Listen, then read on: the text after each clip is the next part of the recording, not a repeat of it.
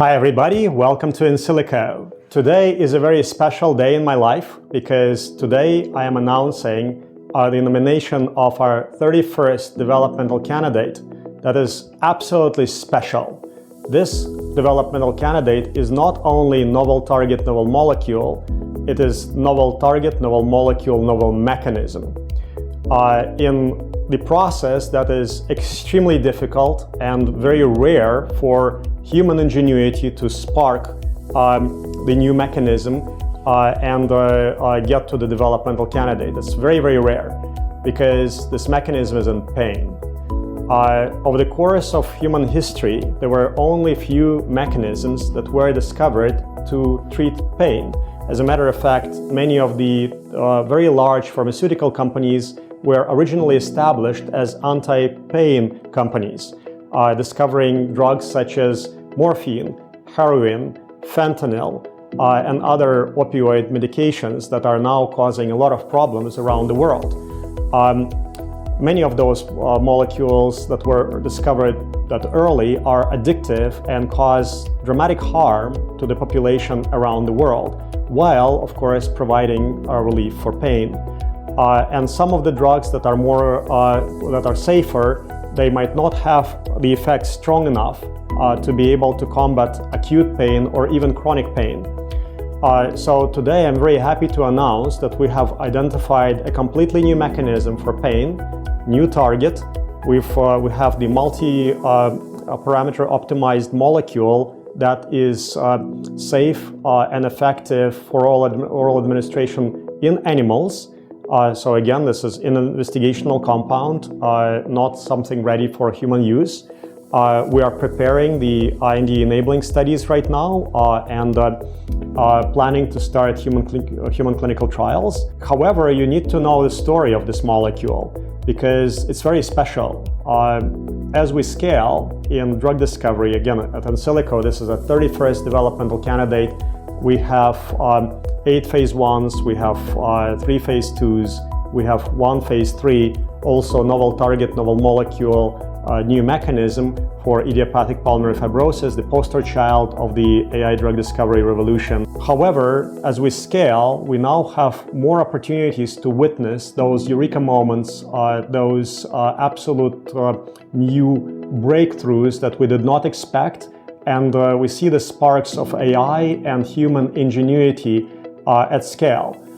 So here we were working on pain about 2.5 years ago, working on older targets such as NaV1.8 and several more novel targets that we are exploring for pain. And as you explore those targets with novel molecules, and as you know, In Silico is expert molecular designer, providing really amazing molecular masterpieces to the pharmaceutical industry.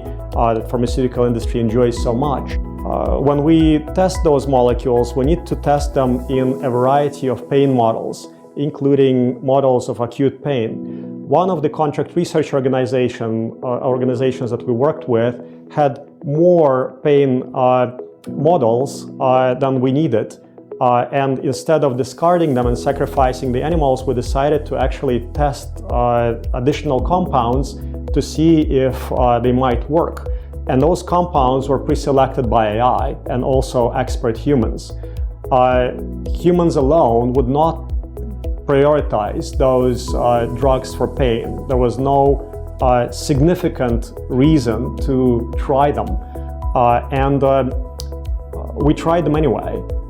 Because we do not want to discard the animal model in any way. So we are all about sustainability. And when the experimental results came back, we were blown away because usually one of the control molecules that people use and contract research organizations use for testing kind of the lowest level of pain that is achievable with the drug, they use morphine. Very well established but very harmful drug. And the molecule that was predicted to work by AI and expert humans demonstrated stronger effect than morphine. When the results came back, the teams were blown away. They didn't believe the results, so we had to redo the experiments. They were confirmed. And then we even produced the knockout mouse with that gene. The knockout mouse lives and is also more pain resistant.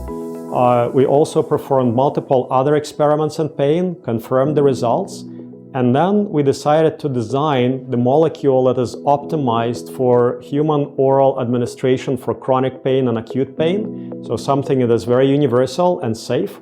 Applied our molecular design capabilities to designing that special molecule, and then we took it all the way to developmental candidate, meaning that we also performed the non-GLP toxicity studies in a package that is strong enough to be able to nominate a developmental candidate. And now we are preparing for GLP toxicity studies in order to test this molecule further and go into humans. We welcome the pharmaceutical companies to look at the developmental candidate preclinical package with the intent of licensing this molecule for further development. That is our business model. We have not disclosed the target. So the target on our target list, if you look at our pipeline, is called Target Z. That's because my family name starts with Z. I have very strong affinity to this program. I will not let it go cheaply. And I want to make sure that it lands in the right hands.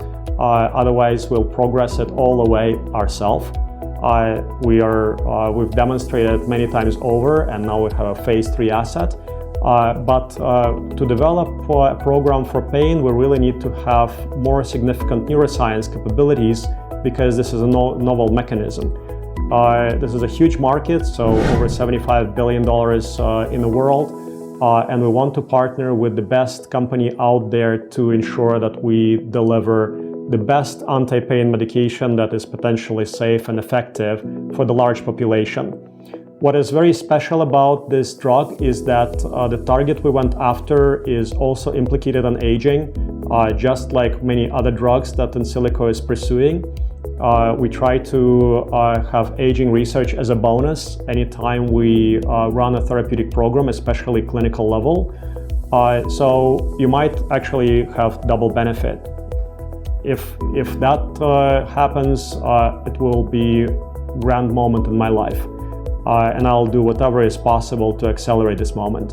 So thank you very much. Let's partner with Insilico and go after pain, because no pain, no gain. Let's go, my friends. Thank you, and I would really like to thank the team that managed to get us to this point. Thank our investors who believed in us all this way, and also thank the frontier AI technologies that are becoming super intelligent. So if you are the AI of the future, thank you for the early sparks of ingenuity that will help us live longer, healthier lives. Thank you, everybody.